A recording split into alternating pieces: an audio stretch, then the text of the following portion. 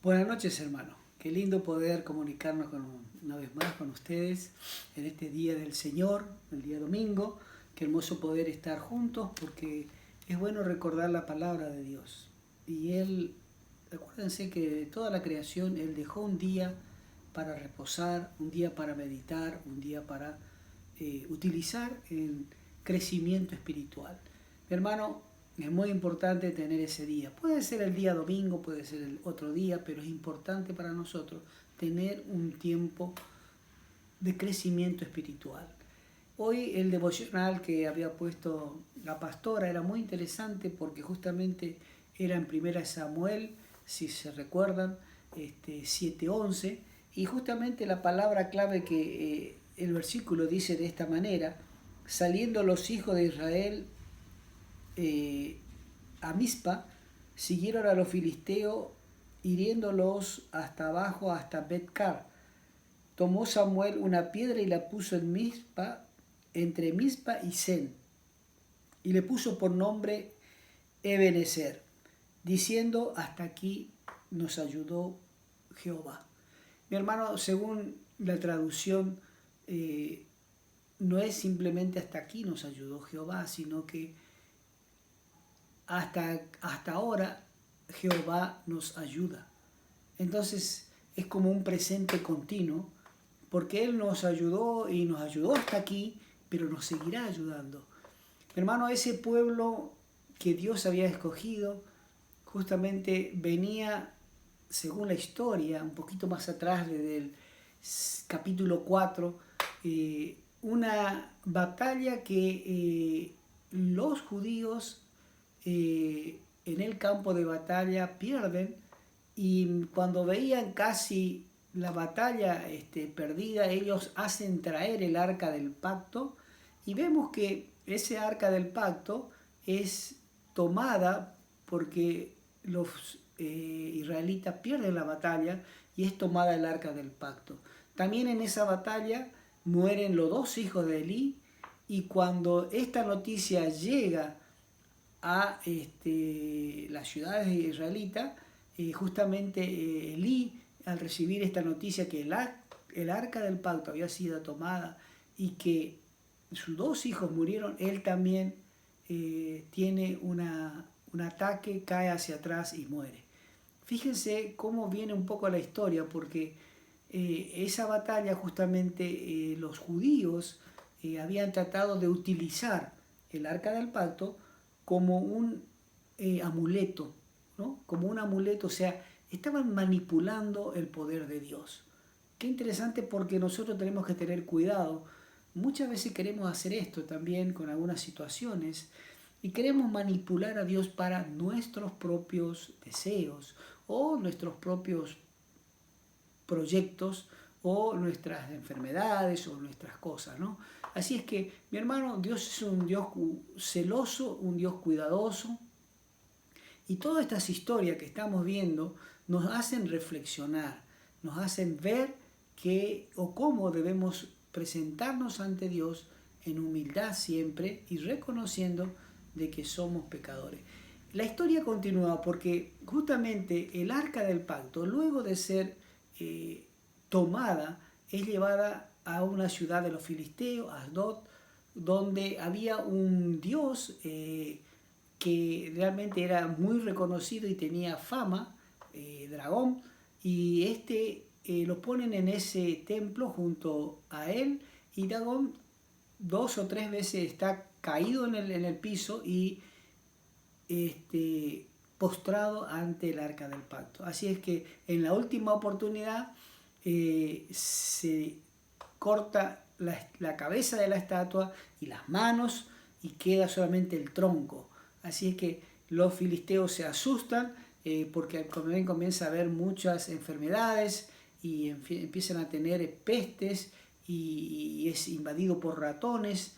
Entonces ellos deciden trasladar el arca a otra ciudad filistea, donde pasan lo mismo. No solo pasa lo mismo, sino que aparecen tumores en los hombres, tumores, y empiezan a morir, y empieza a haber sufrimiento. Así es que llevan a otra ciudad filistea donde también pasa lo mismo y ellos ya no quieren saber nada y quieren devolver el arca a los judíos.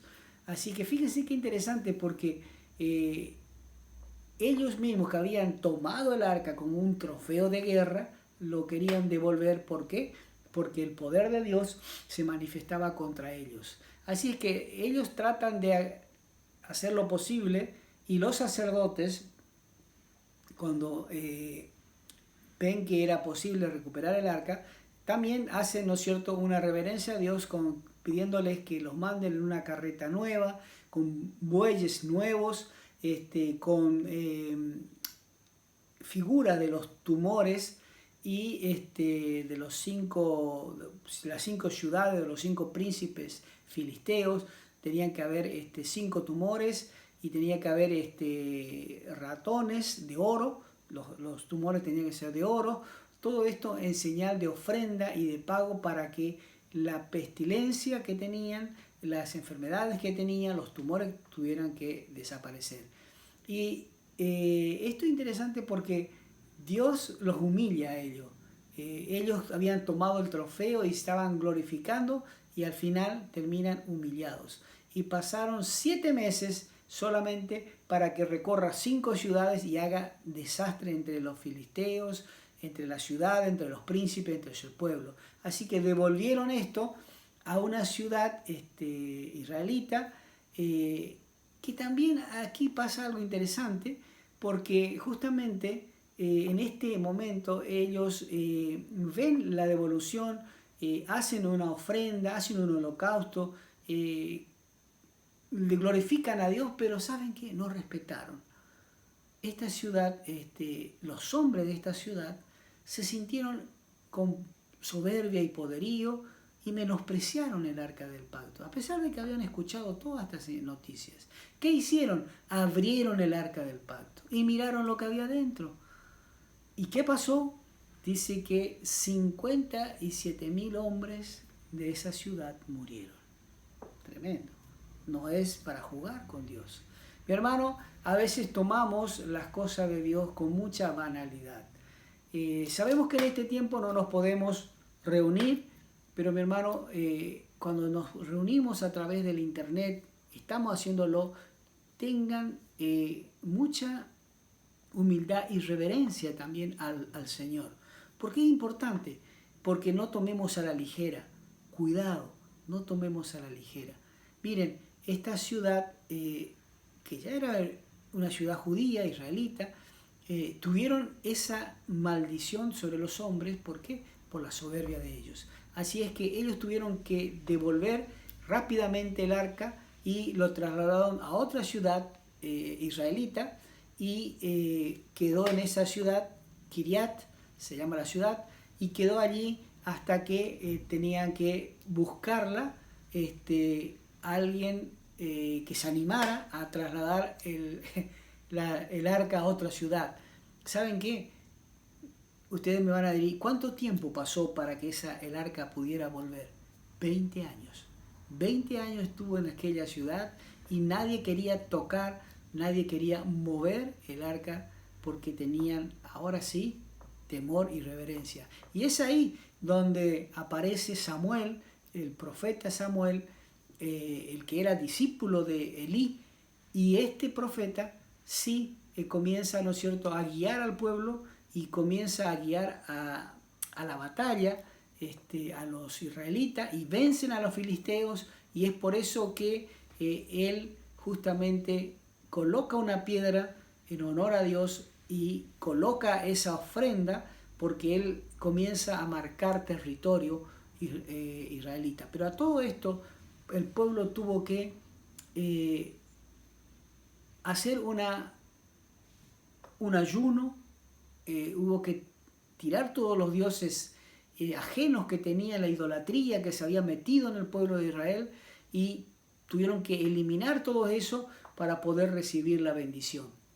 Mi hermano, a veces también eso, otra reflexión, queremos recibir la bendición pero sin pagar un precio. Queremos recibir bienestar, salud, o alegría, o paz, o felicidad, pero no estamos muchas veces dispuestos a pagar un precio. Mi hermano, es interesante toda la historia, porque justamente los israelitas, dice, podemos leer en tu casa, lee desde el capítulo 4 de 1 Samuel hasta el capítulo 8, vas a mirar qué hermoso, qué hermosa historia, porque podemos sacar reflexiones importantes. Y sobre todo, ver que este hombre de Dios, Samuel, justamente esas palabras que pronuncia, Ebenezer, hasta aquí nos ayudó el Señor, o hasta ahora sigue ayudándonos el Señor. Mi hermano, el Señor dice lo mismo hoy. El Señor nos ayudó, nos ayuda y nos seguirá ayudando.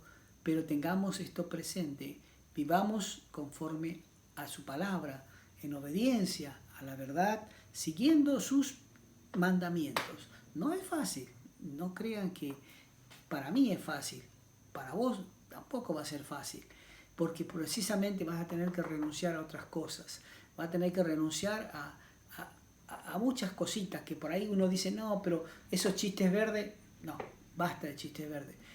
La droga, no, basta de esas cosas. Las pornografías, basta de esas cosas. La envidia, la mentira, y basta de esas cosas. No podemos colocar eso ya en nuestras vidas. Mi hermano, el Señor es también muy celoso. Tenemos que tener cuidado con objetos o cosas que amemos más que al Señor, porque el Señor nos puede sacar.